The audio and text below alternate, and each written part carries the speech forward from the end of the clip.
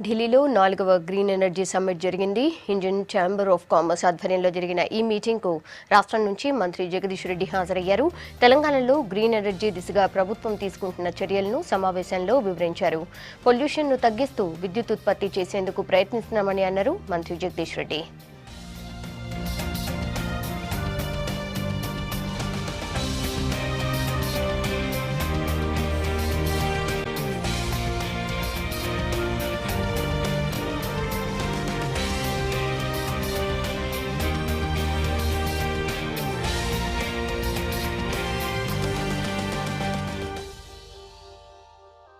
Green energy, renewable energy యొక్క ఆవశ్యకత,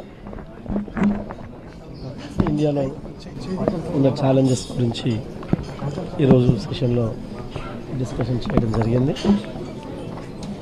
భారతదేశంలో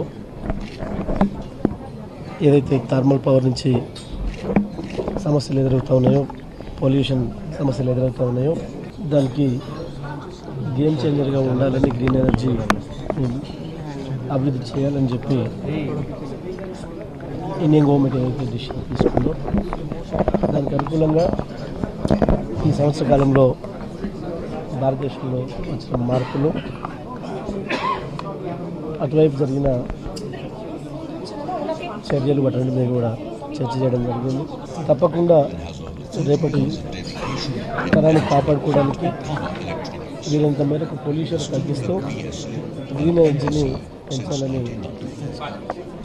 మన జరిగిన ఈ సమ్మిట్లో పాల్గొన్న వారందరూ కూడా నిర్ణయం రావడం జరిగింది. అదేవిధంగా తెలంగాణ రాష్ట్రానికి సంబంధించి భారతదేశంలో తెలంగాణ రాష్ట్రం అందరికంటే కూడా ముందున్నది. ఇప్పటికే మేము వచ్చే మార్చి నాటికి 3000 మెగావాట్లు దాటాలని చెప్పి నిర్ణయం తీసుకొని టెండర్స్ కూడా పిలవడం జరిగింది.